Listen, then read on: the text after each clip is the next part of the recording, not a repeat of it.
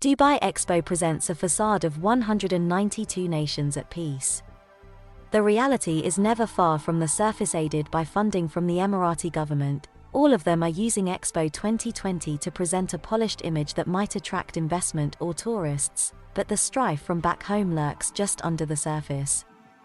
Levi Sap Nei Thang, the pavilion's deputy director, says she was appointed by the previous, democratically elected government of Aung San Suu Kyi.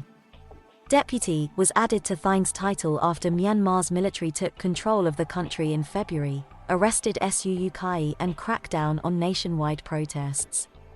Technically, they're now in charge of the pavilion too. Thang herself is a perfume entrepreneur and a household name in Myanmar, thanks to her philanthropic work.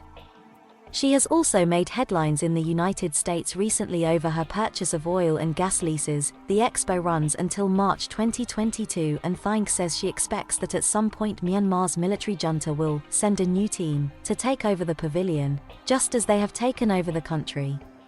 She said she recently declined a call with a minister seeking to discuss control of the pavilion. If she's pushed out, however, Thang said she won't stick around. Myanmar's pavilion is not the only one to be caught up in a government overthrow.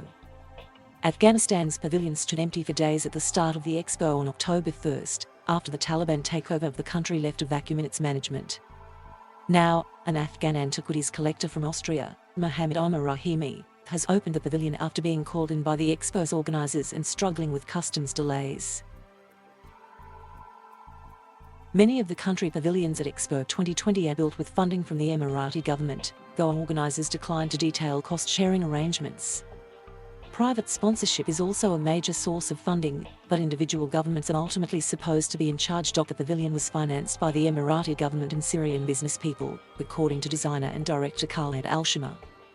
Syria's economy minister, Mohammed Al-Khalil, was there to open the pavilion, and Al-Shama is encouraging tourists to return to the country. "It's totally safe," insisted Al-Shama.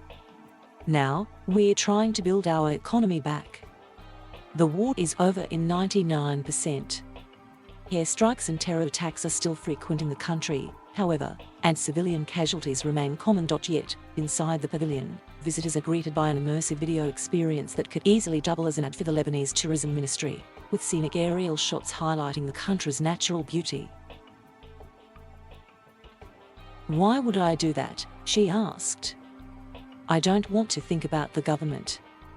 This isn't a political entity here." Harfouche said her goal is to encourage tourism and badly needed investment to help rebuild Lebanon's battered economy, and ultimately, aid its people. "It would have been easy to not be here, but it would have been totally a waste of opportunity for the people, not for anyone else," she added. Every nation represented here is presenting a narrative, of sorts, but many of them are far from the full story. Thank you for watching. Please subscribe